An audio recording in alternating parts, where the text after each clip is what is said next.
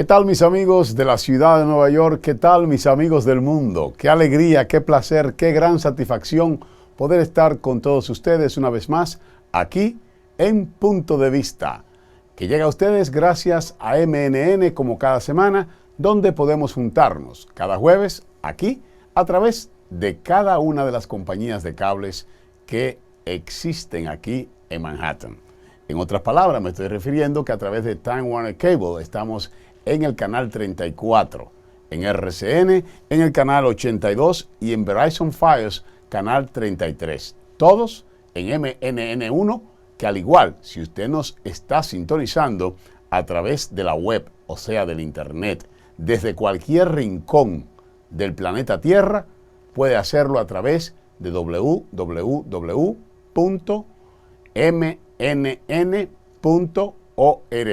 Y cuando entre a la página, le hace clic a la parte que dice MNN1, que es el canal a la comunidad, donde estamos llegando a todos ustedes a través de este canal y a través del cual usted y yo hacemos este programa cada semana. Qué bueno que están ahí, qué bueno que me siguen, qué bueno que están listos para participar, porque al interactuar, al poder ustedes y yo participar en el programa, lo hacemos más ameno, lo hacemos más divertido y además podemos conversar acerca de los temas que interesan a nuestra comunidad.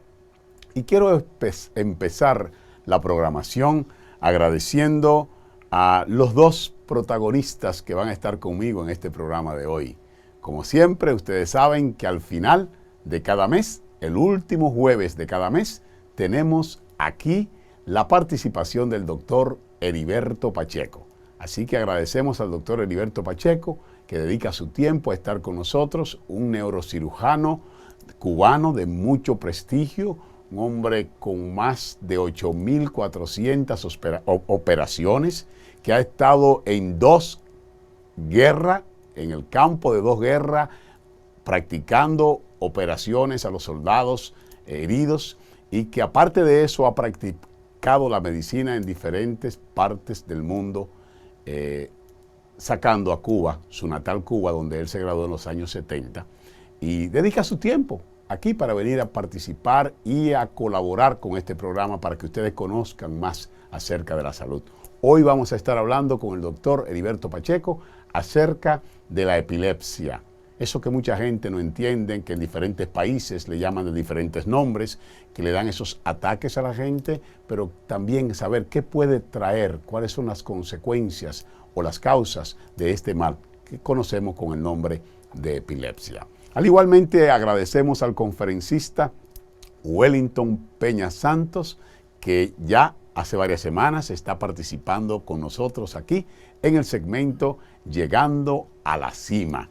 Y eso es precisamente lo que está haciendo Wellington cada semana, dedicando su tiempo para participar en nuestro programa en 10 minutos, hablar con ustedes, hablar conmigo y hablar de esos temas que necesitamos para transformar nuestras vidas. Hoy vamos a estar hablando con Wellington acerca del enfoque y el empoderamiento que necesitamos como comunidad, que necesitamos como clase, que necesitamos prácticamente en todos los ámbitos de la vida de los seres humanos.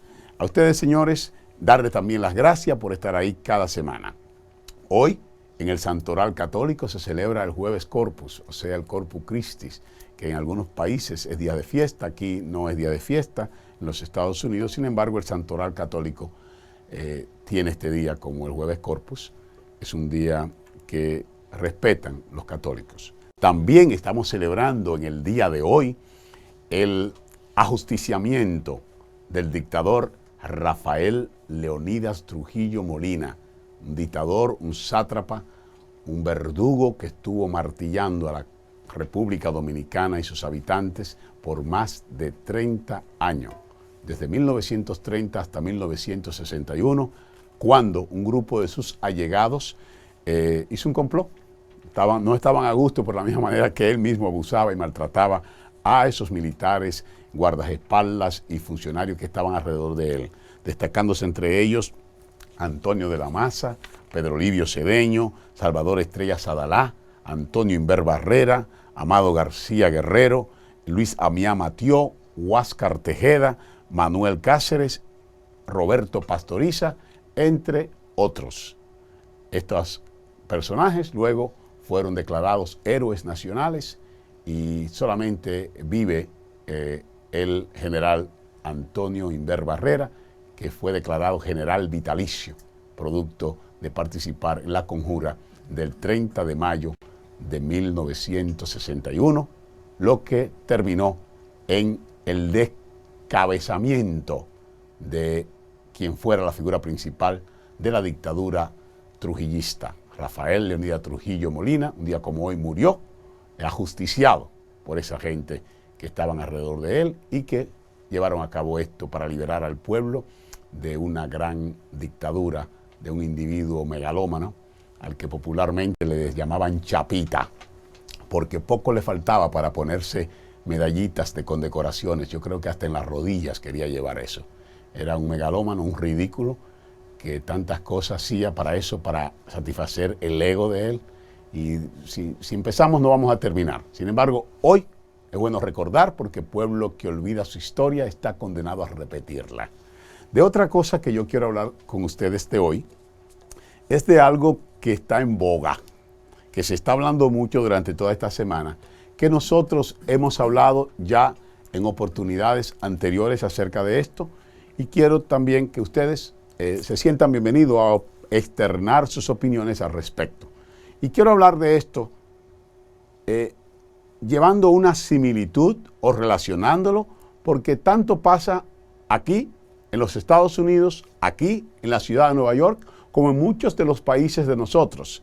Pero en el caso que me voy a referir, se concentra en la República Dominicana.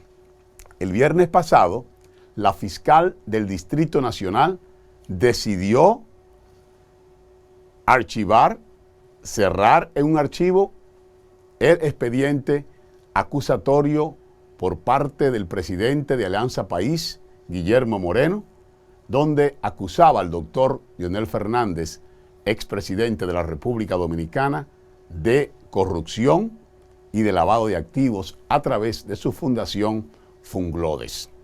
La fiscal del distrito, Jenny Berenice Reynoso, una muchacha muy valerosa, una muchacha muy profesional, jovencita, pero con un gran coraje, y ha hecho y desempeñado su función de fiscal primeramente en Santiago, luego fue trasladada al Distrito Nacional, y ella hizo o ha estado haciendo un trabajo apegado a la profesionalidad, apegado a la ética, apegado a las leyes de la República Dominicana. Le ha llovido rayos y centellas porque somos tan politizados nosotros que todo lo llevamos al ambiente político y la acusan de que ella o se vendió o que no sé qué cosa. Sin embargo, quiero repetir algo que yo había dicho cuando esto surgió. Y dije cuando surgió la primera demanda de Guillermo Moreno, que decía, acusaba al doctor Leonel Fernández de culpable del déficit fiscal que tanto afectó a la República Dominicana. Yo decía en ese entonces, si ustedes lo recuerdan, y si no, pueden ir a YouTube y mirar mis comentarios en Punto de Vista con Carlos Cabrera. Yo decía que esa demanda primera no iba a ir a ningún sitio, y no fue a ningún sitio. El Procurador General de la República, Domínguez Brito, lo archivó.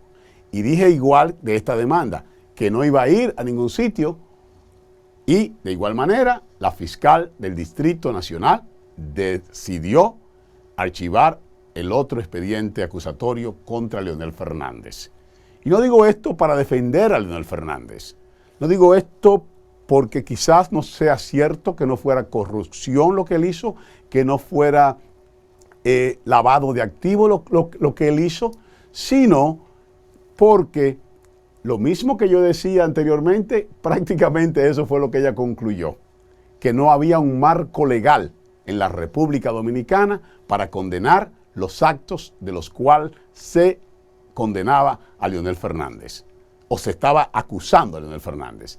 Sin embargo, no quiere decir eso que no fuera cierto, que en el gobierno del doctor Leonel Fernández no hubiera corrupción, ni hubiera lavado de dinero. Cuidado si me malinterpretan. Quizás el gobierno de Leonel Fernández fue tan o más corrupto que el gobierno o los gobiernos del doctor Joaquín Balaguer y el Partido Reformista. Quizás los gobiernos del doctor Leonel Fernández fueron más corruptos o igual que el gobierno del Partido Revolucionario Dominicano, llámese el de Antonio Guzmán Fernández, llámese el gobierno de Jorge Blanco o llámese el gobierno de Hipólito Mejía. El común denominador de todos estos gobiernos ha sido lo mismo, que son corruptos, que son prevaricadores, ladrones del dinero del erario, mentirosos, todas esas cosas. Entonces, yo no estoy diciendo que Leonel Fernández no sea culpable. Yo lo que estoy diciendo, y estoy de acuerdo con la decisión que tomó la fiscal del distrito en el sentido de que no hay un marco legal. ¿Y usted sabe por qué no hay un marco legal? Porque es un conflicto de intereses. Y eso, ahí viene la parte en que la vamos a comparar con lo que está pasando en la ciudad de Nueva York y en el estado de Nueva York y en los Estados Unidos. Aquí acaban, señores, de tener investigación que están enfrentando de 20 a 45 años 7 políticos por corrupción. Por corrupción. Están ahí enfrentando ahora mismo. Están fuera bajo fianza de $250,000. Pero aquí hay un marco legal y muchas cosas todavía no están legisladas. Pero lo penoso es que ¿quién usted cree que va a poner orden y va a poner leyes de ética? Los legisladores de Albany. Si ellos mismos han dicho, esos que están ahí investigando han dicho que todo el mundo prácticamente está en lo mismo. Pero es a ellos quienes les toca hacer leyes. Igualmente en la República Dominicana, ¿quiénes van a hacer leyes antilavado? Son los legisladores. Y los legisladores son los representantes del PRD, del Partido Reformista y del Partido de la Liberación Dominicana. ¿Ustedes creen que ellos van a afilar cuchillo para su propio pescuezo? No, no vamos a soñar con pajaritos en el aire. Yo creo que en vez de todos esos periodistas comprados por las diferentes fuerzas políticas, en vez de todos esos corruptos políticos que están hablando sandeces y boberías acerca de este caso que archivó la fiscal del Distrito Nacional, lo que se debiera estar hablando en República Dominicana, lo que debieran estar hablando los políticos y los canales de televisión y los periódicos es, si no existe el marco legal, vamos a crear el marco legal para que la corrupción no siga con tanta impunidad. Porque ellos se están cubriendo unos a otros. Por eso no se lleva preso a los reformistas después que salieron del poder. Por eso Leonel no llevó preso a los PRDistas cuando salieron del poder. Por eso Danilo no lleva preso a lo de Leonel Fernández. Porque ellos se están apoyando y están todos. Mire, el último legislador, Darío Gómez, un legislador PRDista durante el gobierno de Hipólito Mejía, el senador de Santiago Rodríguez, llevó un proyecto de ley antilavado para penalizar el lavado de dinero, que todo el que tuviera millones en los bancos tendría que justificarlo, que todo el que se hiciera rico en los servicios públicos tendría que justificar esos millones. ¿Sabe lo que le pasó a ese hombre? Y dice el rumor público que fueron gente de su mismo partido. Yo no soy quien para decir eso. Pero es el rumor que anda en la República Dominicana. Ese hombre, el día que se pasó esa legislación, ¿usted sabe qué pasó, mis amigos televidentes? En el frente de su casa lo ametrallaron, lo mataron. Al senador Gómez, de allí, de Santiago Rodríguez. Entonces, eso es, señores, Darío Gómez. Eso es lo que tenemos que saber. De que se pongan los pantalones y crean el ambiente, el marco jurídico y legal que penalice el lavado de dinero. ¿Cómo es posible que Félix Bautista haya sido un funcionario en los últimos 8 años? Vamos a decir los últimos 12, los 12 años del gobierno de Leonel, los primeros 4 y estos 8 que pasaron. Vamos a sumar todos los salarios que él ganó. Vamos a sumar los salarios que él ganó como senador. ¿Y de dónde diablos sacado miles de millones? Una de las denuncias que hay en el caso Funglode es que Félix Bautista, señores, en 3 días, en varios días, donó a Funglodes 45 millones de pesos. Y sucede que los donantes de Funglodes eran compañías, contratistas que le sirven al Estado. Y qué casualidad que ellos le servían al Estado, conseguían un contrato en el Estado, pero le donaban millones a la fundación de Leonel Fernández. Aquí eso es un crimen. En muchos países eso es un crimen, porque cuando usted beneficia a una compañía, esa compañía no puede hacerle regalo a los políticos. Aquí hay instituciones que si un funcionario, no solamente político, sino hasta privadas, organizaciones laborales, si recibe un regalo de quienes entran en interacción económica con esa institución, van presos, son felonía. El representante que ocupaba el puesto del congresista José Serrano en el Bronx fue a la cárcel porque recibió regalos de la Wells Fargo. Vaya y busquen en Google.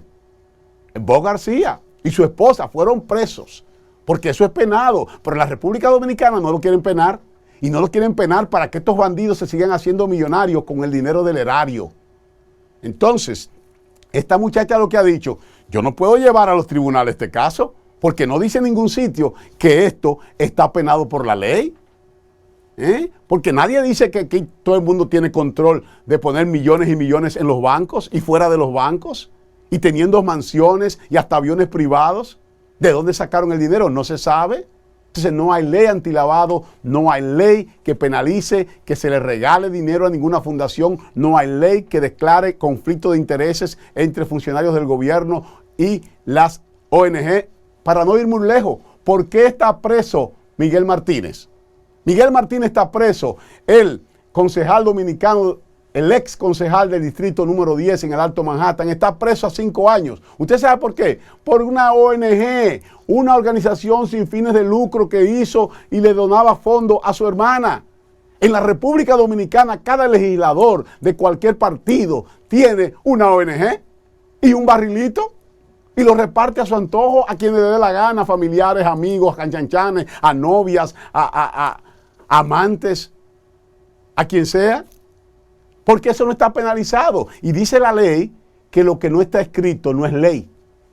Hasta que no se pongan responsablemente los legisladores de todos los partidos representados en el Congreso y hayan leyes antilavado y hayan leyes anticorrupción, van a seguir haciéndose ricos. Pero ellos están a una todos. Ellos son un solo partido con diferentes banderas, pero el comportamiento es el mismo. Así que digo esto para que no nos acostumbren por ahí algunos medios de comunicación y algunos políticos sin vergüenza que quieren arriarnos como burros y vacas. Y es mejor establecer nuestro criterio, nuestras opiniones en base a lo que son nuestro entender de la realidad de las cosas. Mis amigos, de otra realidad que queremos hablar aquí, en Voces, no Voces de la Comunidad, ese era el otro programa que yo tenía, en la voz de ustedes y las de nosotros, interactuando a través de punto de vista, expresando nuestro punto de vista, su punto de vista. Hoy vamos a estar hablando con Wellington Peña Santos acerca de el enfoque y el empoderamiento, ese enfoque que nosotros necesitamos para poder seguir adelante de manera libre e independiente. Wellington, bienvenido a Punto de Vista una vez más. Claro que sí, para mí es un honor seguir aportando a la comunidad latina todas estas herramientas para seguir llegando a la cima, como es el nombre de este segmento. Y el tema que vamos a tratar hoy sale porque la semana pasada, al cerrar el segmento que teníamos, yo decía que el que no sabe para dónde va llegó. Pero la frase real del que no sabe para dónde va llegó es, el que no sabe para dónde va, cualquier camino parecería el indicado. Entonces, es importante que en esta actualidad, en esta cultura que estamos viviendo de tanto movimiento, donde hoy sale un teléfono nuevo y ya mañana están preparando el otro, donde tenemos una computadora y ya mañana están preparando la otra, que nosotros estemos claros para dónde vamos. Y por eso es importante lo que vamos a hablar hoy, de enfocarse, de empoderarnos. ¿Y qué significa esto de enfocarse? A propósito de eso, yo te iba a decir eso. Sí. A propósito de eso, ¿qué quiere decir enfocarse? ¿O qué entiendes tú también por empoderamiento? Claro que sí. El tema del enfoque, quiero hacerlo. Imagínate tú, en mi país a las linternas que tú utilizas le llaman foco. ¿Por qué? Porque con ello tú puedes alumbrar en la oscuridad, cuando se va la luz, tú haces cualquier cosa. Ahora, imagínate esa linterna, ese foco pegada a la pared. ¿Tú crees que va a iluminar lo que realmente para lo cual fue destinada? No. A medida que tú vas alejando la linterna, el foco de la pared, te das cuenta que ilumina un radio mucho mayor. Entonces, así mismo en nuestra vida, mientras más pequeña es nuestra visión, mientras más pequeñas son nuestras metas, nuestros objetivos, mucho más desenfocados vamos a estar. A medida que nuestra visión, nuestras metas, nuestros objetivos van creciendo, van aumentando, de esa misma forma el enfoque va creciendo y yo voy a hacer entonces mucho más cosas para lograr lo que quiero en ese objetivo. Pero para que eso se dé, yo tengo que estar empoderado. Y el empoderamiento es una palabra que comenzó a usarse a finales de los años 90, inicio del año 2000, y fue destinada para trabajar con la masa pobre, empobrecida, las personas que no tenían dinero. Y estas personas que plantearon el tema decían que había que trabajar con la gente para que genere dinero. Pero luego, poco a poco, se dieron cuenta que el empoderamiento iba más a lo interno, a la existencia. Si yo no me valoro, si yo no me amo, si mi autoestima está en el suelo, ¿cómo yo puedo estar empoderado? Muchísimas personas allá afuera que tienen una autoestima, una autovaloración de su persona baja, ¿cómo otra persona lo va a recibir? Entonces, por eso es importante que a la medida que yo me enfoco y yo declaro lo que quiero y me lanzo por eso que quiero, yo esté claro de que me amo, de que soy poderoso, de que todo lo puedo lograr y que todo está puesto para mí. Por eso el tema del empoderamiento la noche de hoy. ¿En qué áreas debo yo hacer hincapié o enfocarme? Claro que es importante pregunta. Nosotros normalmente nos movemos en 6, 7 áreas. El área familiar. Y entiéndase familia, papá, mamá, esposa, hijos. Esa es una de las primeras áreas donde nosotros nos movemos. El área de las finanzas, que tanto preocupa a la gente cuando no tiene el dinero para resolver, pagar biles, para poder salir un fin de semana con su familia. El área del servicio comunitario. O sea, ¿cuántas personas dedican un día a la semana a trabajar en un asilo, en un hospital, a ayudar a una persona y generar un servicio comunitario para dejar un legado en la comunidad? El tema de los estudios o del trabajo. Muchas personas piensan que ya fueron a la universidad, ya estudiaron y no saben que en la medida que tú te empoderas y tienes mucho más conocimiento, mucho mayor es el poder a la hora de tú incidir. ¿Está bien? También está el tema de la relación contigo mismo, tu salud. ¿Cómo está tu salud? ¿Cuántas libras tienes de más que no quieres en tu cuerpo? ¿Qué comes? Abre la nevera ahora mismo y chequea cómo está el menú de tu casa. Cantidad de personas que van al supermercado y llenan la comida de frozen, de frisado, no sabiendo lo preservativo que tienen esto y los daños que hacen. Y hoy mismo te invito a cambiar de los frozen, de los frisados, a comprar cosas verdes, frutas, vegetales, cuidarte, hacer ejercicio, un chequeo cada 6 meses, cuidarte tus dientes, amarte. Entonces, y otras más áreas. Ahí está el tema de las áreas, el área en relación a la comunidad, en relación a la finanza, en relación a los estudios, en relación a la familia, en relación a ti, a tu cuidado, al ocio. Aunque yo sé que muchas veces nosotros, los latinos, los dominicanos, tenemos mucho más, dedicamos más tiempo al ocio. Entonces, esas son las áreas que tienen que estar equilibradas a la hora de yo salir a la calle por mi meta. Y por eso es importante que tú te empoderes en cada una de ellas y dediques el tiempo que cada una de calidad merece. ¿Cuándo puedo yo definir que estoy enfocado, que estoy empoderado? Bueno, primero es reconociéndote valioso, reconociendo cuáles son esos valores que se repiten en ti. Por ejemplo, el valor de la prosperidad, del amor, de la cercanía, de la solidaridad, de la entrega. Entonces, cuando tú identifiques esos valores que reincidentemente están dentro de ti y te ejercitas en ello, entonces ya tú empiezas a decir, óyeme, hasta cómo camina. Yo he visto personas desempoderadas, personas que no están enfocadas, que se le ve una tutuma, decimos en la espalda, ¿cómo le dicen en el lenguaje formal? Es como una encorcovados, es la palabra. Sí. ¿Por qué? Porque toda su vida se la pasaron escondido detrás de ellos mismos.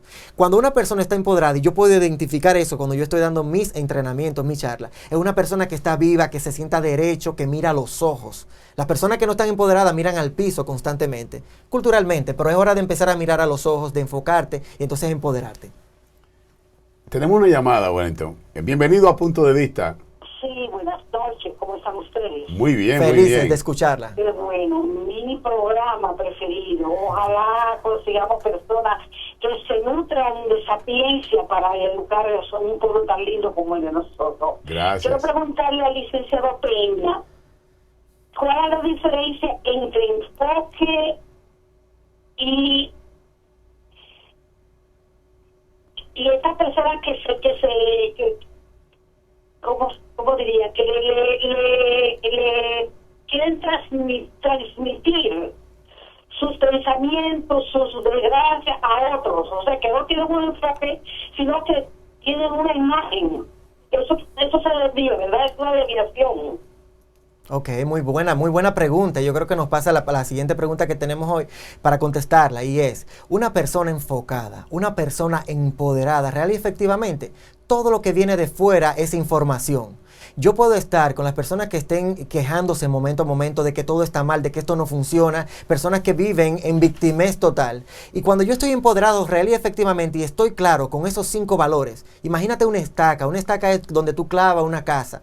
Con esa estaca son 5 valores y tú te clavas en el mundo, cualquier cosa que pase en torno a ti realmente no va a quitar eso que tú quieres. Si tú estás enfocado realmente y tú sabes para dónde va, no importa lo que pase allí. ¿Desde qué plataforma puedo yo operar para tener resultados en mi vida y además crear la vida que me merezco?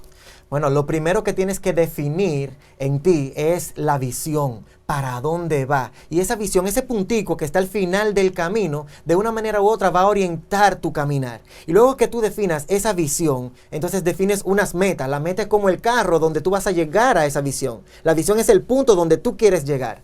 Tan grande es la visión, tan grande va a ser la meta que tú vas a plantear. Y luego los objetivos diarios para entonces tú empezar a operar desde esa plataforma. Es fácil, pero no deja de ser complejo. ¿Por qué? Porque tenemos diversidad de cosas en torno a nosotros que nos sacan de esa visión si no está bien clara, si no estamos empoderados. La misma familia, hasta un amigo que es la persona que muchas veces te quiere, que te cuida, tu pareja, tus hijos, ellos no saben lo que tú estás viviendo y de momento te proponen algo y tu visión y tu enfoque es tan débil y tú estás tan débil que decides decirle sí y al final no haces nada. Hay muchas personas que dicen sí a todo y se comprometen tanto su palabra que al final no hacen nada. Entonces, mi sugerencia el día de hoy es, empiezas a decir no con amor, con presteza, con cariño, y la gente va a entender mañana que ese no es porque tú estás claro para dónde va y por lo que tú quieres, estás luchando. Wellington, una vez más, gracias por estar con nosotros. No sabes cuánto nosotros agradecemos que esté aquí. La gente me habla muchísimo. Oye, ese muchacho que te lleva el programa, cuánto nos gusta. Pues eso necesita la gente. La gente necesita enfocarse. La gente necesita empoderarse. Así que ya tú sabes, mi hermano, muchas gracias. Muchas gracias y seguimos camino a la cima, empoderándonos, enfocándonos y esta semana ejercitarnos para llegar y lograr lo que nos merecemos. Por supuesto, por supuesto. Y ustedes, mis amigos, vamos a pasar brevemente a hablar con el doctor Heriberto Pacheco, quien cada jueves, el último jueves de cada mes, está con nosotros. El doctor Pacheco es médico neurocirujano, pero además es especialista en medicina bioenergética, medicina biomagnética y lo que se conoce como la nutricional, doctor, usted dice, genética nutricional.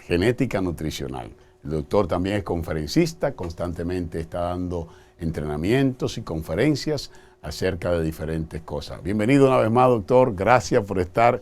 Este es su último jueves de cada mes aquí en Punto de Vista. Queremos saber de ese punto de vista. Muchísimas gracias. Realmente para mí siempre es un placer venir aquí a poder dar nuestro pequeño aporte de educación a las personas que realmente necesitan tanto en nuestra comunidad hispana. Quería, antes de comenzar el tema, informar algo, porque muchas personas me han llamado con respecto al tema de la obesidad, muy preocupados porque ¿cuándo van a saber un poco más de obesidad? Nosotros vamos a ofrecer 2 talleres que son absolutamente gratis a la población los días 14 y 28. Me pueden llamar al teléfono que está en pantalla para decirle exactamente la dirección y además de eso vamos a ofrecer allí, le vamos a regalar 10 diagnósticos funcionales computarizados a las personas que asistan allí al evento. Se los vamos a regalar como parte del entrenamiento para conocer más de la obesidad. Yo creo que es una gran cosa, porque mire, yo me quedé maravillado cuando constantemente voy al médico por mi condición y fue increíble. Cuando te puso esa máquina en la computadora, dijo prácticamente todas las cosas que han pasado conmigo. Yo me quedé maravillado hasta el día de hoy. Cada vez que hay que hablar de salud, yo hablo de la bendita máquina de doctor Pacheco, porque no sabía que una máquina, con yo apretar un aparato aquí, iba a decir tantas cosas de mi salud. Y yo consultándola como exámenes médicos, eran prácticamente las mismas cosas que me dice mis especialistas que he estado tratándome desde que sufrí los 2 derrames cerebrales que he sufrido y que gracias a Dios me dio la oportunidad. Aquí estoy y estoy disfrutando con ustedes y estoy ayudando para que mi comunidad sea más fuerte, pero también con gente como el doctor Pacheco, que no solamente es mi compañero aquí en el programa, sino es que es mi gran amigo. Me siento muy bendecido con su amistad y creo, doctor, que su presencia en el programa ayuda mucho a nuestros televidentes. Muchísimas gracias. Realmente es lo que tratamos de hacer. Así que esperamos que los amigos vayan a esos entrenamientos que sabemos que usted lo hace en pro de ayudar a la comunidad y que son gratis. Doctor, hoy vamos a hablar de un tema importante, un tema que a través de los años, la epilepsia, yo recuerdo desde niño, me impactó. Porque, no sé por qué, en mi vecindario habían varias personas que sufrían de epilepsia. Y me impactaba al ver cuando caían y la manera que temblaban y botaban una saliva blanca por la boca. Allá en República Dominicana, donde yo nací, en Santiago, le decían la gota. Sufre de la gota. En otro sitio la gota es otra cosa. Sí, claro. O sea, hay diferentes términos, pero la epilepsia, de eso vamos a hablar. ¿Qué es la epilepsia, doctor? Bueno, es bueno que nos remontemos un poquito a la edad media y de edad antigua. Antiguamente esto de la epilepsia era algo que se consideraba como que las personas estaban poseídas del demonio e incluso los quemaban vivos. Ese era el tratamiento que le daban. Wow. Y otros pues los llevaban a hacerle una trepanación, es decir, un agujero en el cráneo para sacarle aquel demonio de su cabeza. Y como les digo, pues los quemaban vivos y eran personas que incluso los encerraban en lugares donde nadie podía tener acceso a ellos. Bueno, con el desarrollo de la medicina en el mundo y todo lo que conocemos de desarrollo tecnológico, vamos a decir qué cosa es la epilepsia para poder entender perfectamente bien. Y lo vamos a decir en el lenguaje como siempre nosotros tratamos de hacer que las personas puedan comprender. En el cerebro hay células que son neuronas. Esas neuronas se conectan con fibras que se llaman axones o dendritas. Y además de eso, hay neurotransmisores que son los que determinan la función del cerebro, la función de todas las estructuras del cerebro. Entonces, cuando se producen alteraciones a nivel de esa comunicación entre las neuronas, se conoce una cosa que se llama disritmia cerebral paroxística. Es decir, empiezan a producirse una alteración de esa actividad de las neuronas y entonces de acuerdo al área donde se produce la lesión, porque el cerebro tiene diferentes expresiones, se va a producir entonces una epilepsia. Y es decir, luego más adelante vamos a conocer un poquito más, pero recordar, son alteraciones de las neuronas y su funcionamiento. Doctor, lo que la gente más conoce de la epilepsia son esas convulsiones. Yo quiero que usted me explique, o sea, ¿por qué las convulsiones? ¿Qué son las convulsiones? Bien, como nosotros acabamos de señalar, las partes del cerebro, por ejemplo, el lóbulo frontal se encarga de la función del movimiento. El lóbulo parietal se encarga de las funciones de recibir la sensibilidad. Hay otras estructuras, por ejemplo, el lóbulo temporal se encarga de audición. Todo eso que está alterado va a producir una expresión que va a ser observable en el cuerpo. Es decir, la convulsión no es más que la expresión que usted va a observar en el organismo humano producto de la alteración de la actividad de las células nerviosas. ¿Se podría decir, doctor, que tener una convulsión es tener epilepsia? Esa es una pregunta muy importante, porque realmente, primero, no siempre que hay una convulsión hay una epilepsia. Se puede decir, incluso no una sola convulsión, pueden haber 1, 2 o 3 convulsiones. Las convulsiones pueden ser, por ejemplo, febriles. Hay niños que en una etapa de fiebre pueden tener crisis convulsiva y eso no quiere decir que tenga epilepsia. Para que se pueda decir que tiene epilepsia, tiene que tener varias crisis recurrentes. Tiene que tener exámenes que se le realicen que pueden ser electroencefalogramas, que quiero aclarar que no siempre pueden ser positivos, pueden ser negativos, pero habitualmente se pueden encontrar que sean positivos. Y otros tipos de investigaciones que se realicen, pero recordar que una convulsión no significa epilepsia y en los niños sobre todo frecuentemente que se ven cuando tienen alteraciones, por ejemplo, por fiebre pueden tenerla. Una persona diabética con diabetes mellito puede tener una crisis convulsiva que puede estar determinada a lo mejor por una hipoglicemia o por una hiperglicemia o en una enfermedad cerebrovascular, pero no siempre quiere decir que tiene epilepsia. Okay. Doctor, tenemos una llamada. Bienvenido a Punto de Vista. Adelante. Sí, buenas noches. Buenas. Quiero preguntarle al doctor, Sí. ¿puede curar la epilepsia? ¿Cómo? ¿Se cura la epilepsia? Muchísimas gracias por su pregunta, que realmente es Otra una... pregunta, ¿es hereditario? Las dos preguntas se las voy a responder, pero son bien interesantes. Hay una parte, voy a empezar por lo de si es hereditario o no. Hay una parte de la epilepsia que tiene, o sea, que uno puede determinar sus causas. Es decir, que puede ser debido a una determinada enfermedad, como puede ser diabetes mellito, como puede ser una lesión por una enfermedad cerebrovascular, como puede ser también por un tumor cerebral. Y otras puede ser también por traumatismo. Sobre todo las más frecuentes son las del traumatismo durante el parto, donde hay anoxia, es decir, falta de oxigenación durante el parto, y el niño puede tener una lesión cerebral que va a desencadenar después en una epilepsia. Y hay otro tipo que no se conoce por qué se produce la epilepsia, que es lo que se llama epilepsia criptogenética. No se conoce la causa de la epilepsia y algunos señalan que puede tener un factor hereditario. O sea, ahí está contestando las dos preguntas. Sí. De que, o sea, no radicalmente es hereditaria. No. Y puede ser causa secundaria a trauma, enfermedades como la diabetes mellito, enfermedades cerebrovasculares, intoxicaciones, incluso tumores cerebrales. Y lo de la cura, que ella dice. Lo de la cura, ella sí que se cura. La segunda pregunta, discúlpeme, la cura se puede controlar.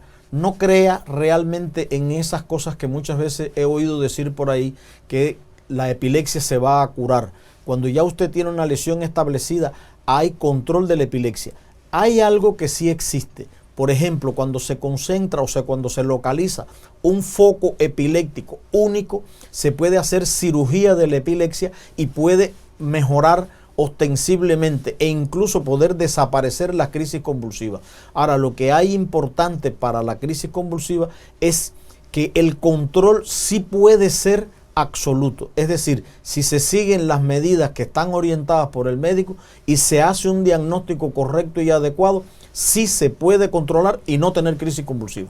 Doctor, a mí me importa mucho mi comunidad y me gustaría saber cómo se comporta la epilepsia dentro de nuestra comunidad, la comunidad hispana. Eso es una pregunta muy interesante. ¿Cómo se comporta la epilepsia en nuestra comunidad hispana? Miren, producto de problemas, porque la epilepsia, en definitiva, el desconocimiento de ella está dado por la falta de información. La falta de información conduce a un mal control.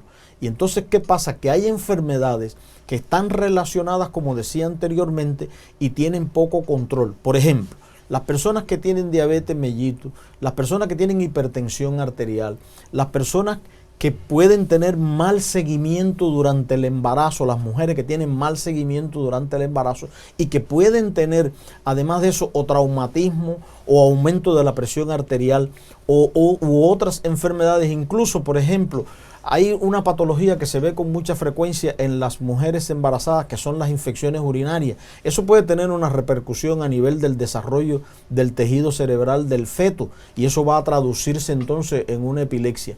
Y realmente, como todos conocemos, las personas de nuestra área, de nuestra población hispana, pues tienen menos acceso a seguros, menos acceso a educación, menos acceso a atención médica y entonces pueden tenerlo. De hecho, hay un elevado porcentaje de personas hispanas que tienen epilepsia. Doctor, tenemos una llamada. Bienvenido a Punto de Vista.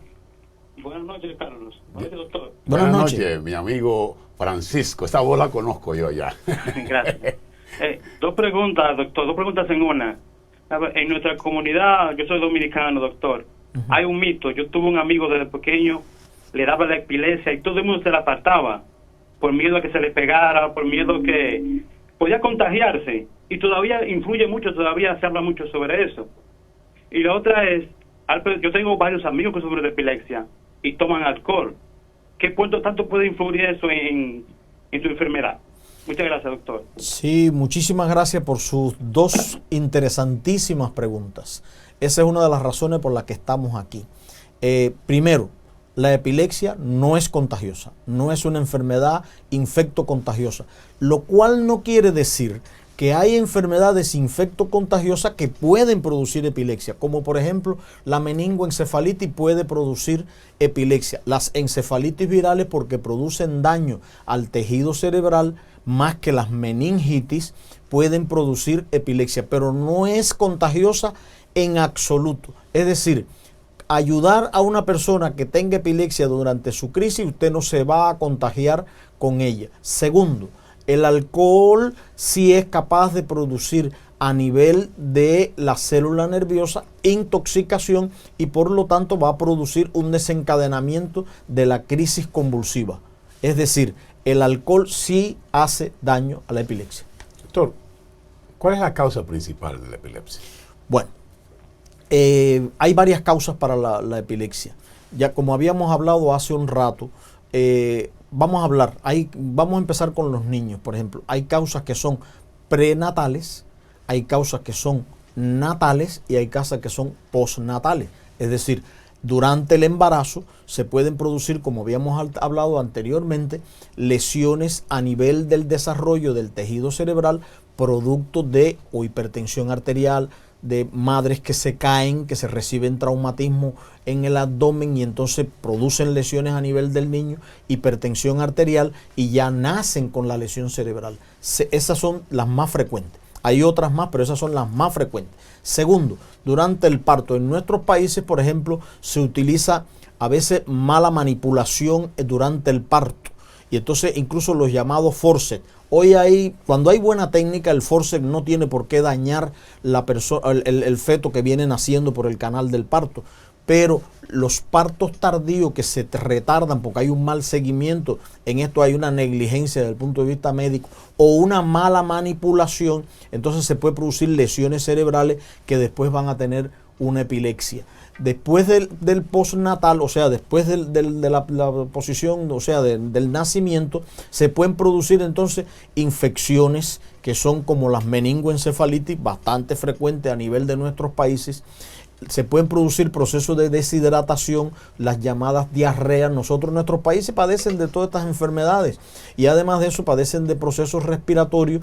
Estos procesos respiratorios pueden producir lesiones cerebrales. Segundo, ya en la fase adulta más tardía, se pueden producir diabetes mellito, como habíamos dicho, que pueden producir lesiones a nivel del cerebro, se pueden producir tumores cerebrales, se pueden producir traumatismos cráneoencefálicos producto de accidentes.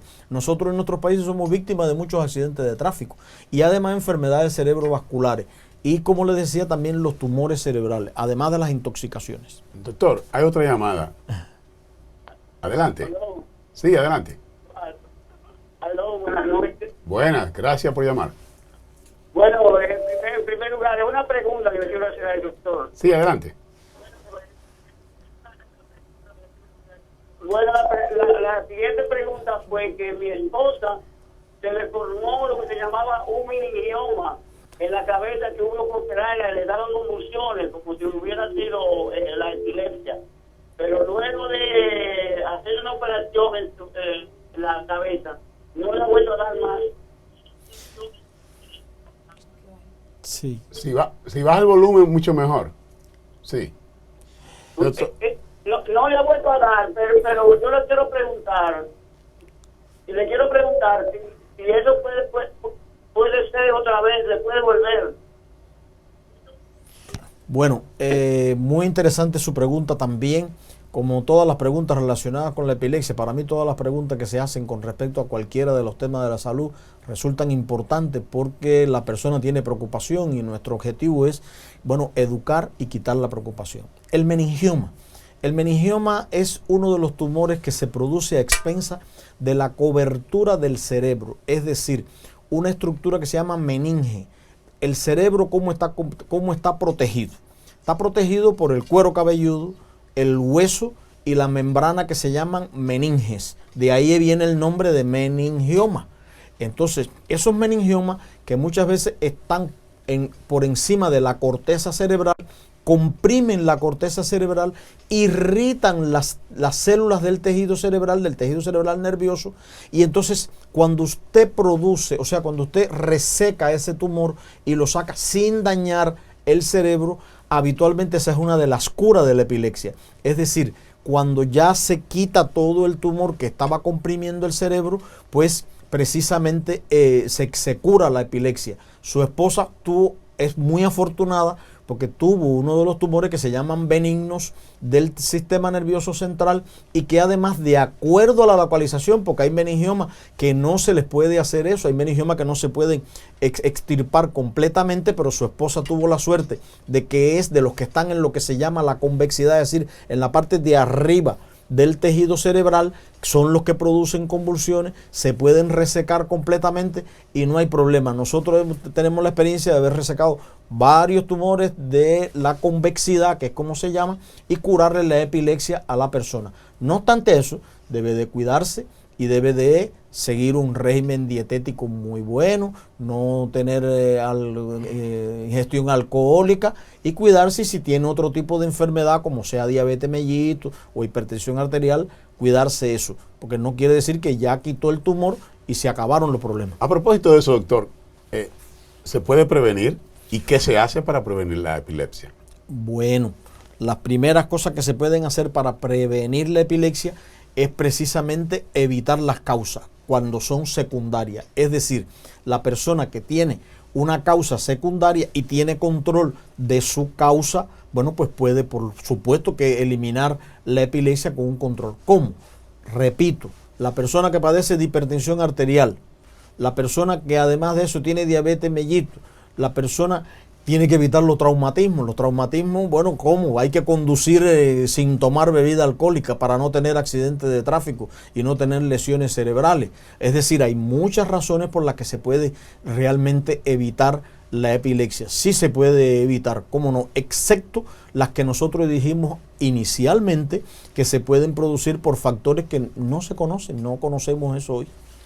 Yo estoy seguro, doctor, que a los televidentes nuestros les gustaría saber ¿cómo se trata la epilepsia? Bien, hay medicamentos que se utilizan para tratar la epilepsia. Por ejemplo, hay manifestaciones que se ven en lo que se llaman ausencia, que tienen un tipo determinado de medicamentos para tratarlo. Es decir, es una manifestación que se ve en segundos, que la persona se queda con la vista fija así, un momentico, y después sigue. Son personas que incluso están realizando alguna actividad y se quedan así. Otros se presentan como confusos, que están confusos, como están desorientados, pero esas son manifestaciones de la epilepsia. Porque habitualmente la epilepsia que nosotros conocemos son las que, como decías tú al inicio, la persona que cae al suelo, empieza a convulsivar, por mordedura de la lengua, entonces tiene la espuma por la boca y todo eso, y hay que tener mucho cuidado en ese momento. Y se pueden tratar con determinados medicamentos. Hay medicamentos como son el valproato de sodio, que son ácidos o sea, derivados del ácido valproico. Hay algunas como las que decía anteriormente, etosuximida, están las otras como son el tegretol. Es decir, hay medicamentos que se pueden tratar para controlar la epilepsia. Y eso se controla hoy en la actualidad, se puede hacer incluso mediciones de la cantidad que tiene la persona en sangre, de la cantidad del medicamento, y con eso se puede seguir realmente evolutivamente si está mejor o no está mejor, teniendo de acuerdo con la cantidad que tiene en sangre de la epilepsia. Hay muchas maneras de controlarlo y sobre todo, repito, las que son secundarias hay que tratarle las causas. Doctor, y generalmente, ¿quién brinda el tratamiento para la epilepsia? Cualquier médico es capaz de poder brindar tratamiento para la epilepsia, cualquier médico de familia, pero cuando ya las cosas se complican un poco, usted debe de asistir a un neurólogo, que son además los que van a tener una serie de herramientas fundamentales para el diagnóstico y el control de la epilepsia. Pero un buen médico de familia, un buen médico internista puede hacer esto, aunque hay neurólogos que se dedican a la epileptología, e incluso hay muchas investigaciones que se hacen, porque el diagnóstico de la epilepsia no es fácil de hacer muchas veces.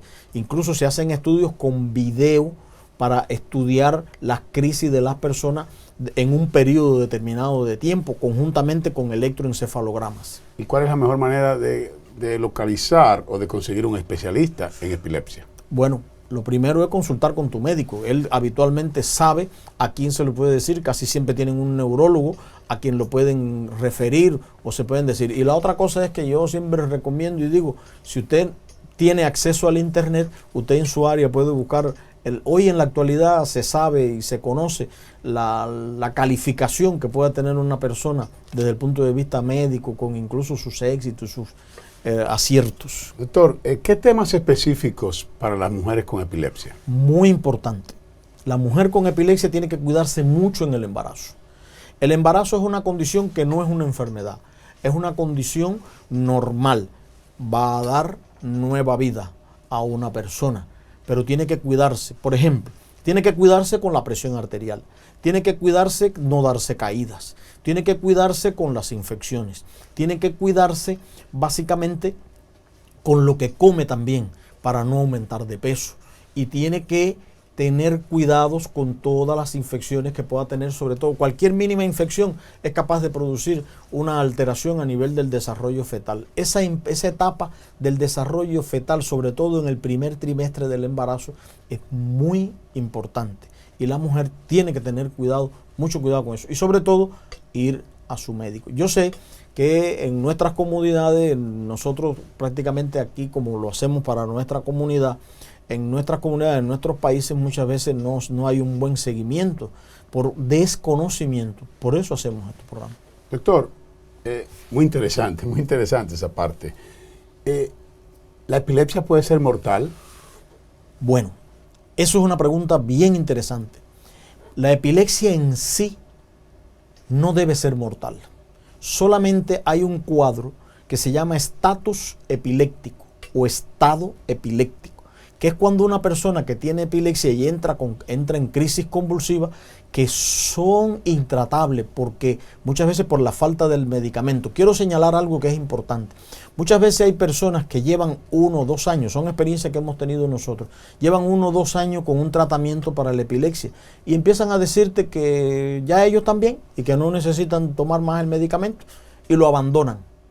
Entonces se pasan 4 o 5 meses e incluso van al médico y le dicen: doctor, ya yo no necesito el medicamento. Y uno le pregunta, bueno, tú sí lo necesitas. Y te dicen con una tranquilidad tremenda: ya yo llevo 6 meses sin el tratamiento y no he tenido ningún problema. Y cuesta trabajo convencerlo de que estaba bien porque estaba tomando la medicina, porque estaba siguiendo su tratamiento. Entonces, ¿qué sucede?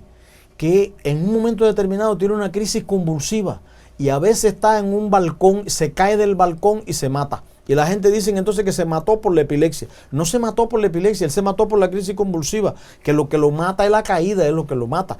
O muchas veces va conduciendo un vehículo, que en algún momento hablaremos de eso también, y entonces se mata. Esa es la razón, es decir, ella no es mortal, y en la crisis de estatus convulsivo, cuando no se hace controlable, es necesario incluso llegar hasta intubarlo, anestesiarlo para quitarle la crisis convulsiva. Esa pregunta la hice porque me tocó personalmente una amiga mía, Carmen, muy querida amiga, y era muy joven, y en uno de esos ataques epilépticos, parece una de esas circunstancias, ella falleció. Y la siguiente pregunta, también motivada por lo mismo, otra amiga mía, también joven, del país suyo, cubana, y yo le voy a hacer la pregunta primero y después le voy a contar la anécdota. ¿Las personas con epilepsia pueden conducir vehículos? Esa es una pregunta también bien interesante. En algunos estados está prohibido, y sobre todo y aquí en el Distrito de Columbia está prohibido para las personas que puedan conducir. Hay otros estados que son un poquito más flexibles, igual que en otros países que también son un poco más flexibles. Si la persona tiene 1 año sin crisis convulsiva, sin manifestaciones ninguna de las convulsiones, puede conducir. Lo que yo recomiendo personalmente, en mis años de experiencia, yo ya llevo desde el año 1971, no averiguo en mi edad, pero desde el año 71 que me gradué, que he estado tratando personas con epilepsia, lo que yo recomiendo es que la persona que ha tenido el diagnóstico de epilepsia conduzca con alguien siempre, que haga como hacen aquí con la licencia restringida, que tiene que conducir con alguien. y que tiene determinados periodos, por ejemplo, por la noche, no conducir, porque está demostrado que incluso los parpadeos de las luces, los cambios de luces, son capaces de producir una crisis convulsiva. Doctor, hay otra llamada. Bienvenido a Punto de Vista. La anécdota la dejo para después de la pregunta. Sí, buenas noches. Es para hacerle una pregunta al doctor, que es bueno, que siempre tiene la amabilidad de darle un buen consejo a través de tu programa. Sí.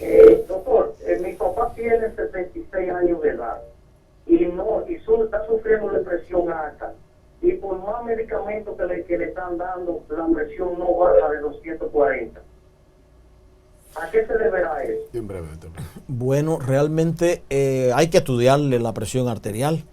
El hecho de que tenga 76 años no quiere decir que él tiene que tener hipertensión arterial. Hay que estudiarlo, hay que ver muchas veces los problemas renales, hay que ver qué es lo que está comiendo, hay que ver el peso que tiene, hay que ver qué tipo de medicamento es el que está tomando, hay que realmente orientarlo bien, porque muchas veces el medicamento, o si está tomando de verdad el medicamento, porque muchas veces las personas esconden y no toman el medicamento, pero lo primero que hay que hacer es que hay que estudiarlo bien. Una última llamada. Bienvenido a Punto de Vista. El tiempo se nos va. Breve. Sí, corazón. ¿A largo tiempo la epilepsia puede producir demencia? Bueno, esa es otra pregunta de lo más interesante también.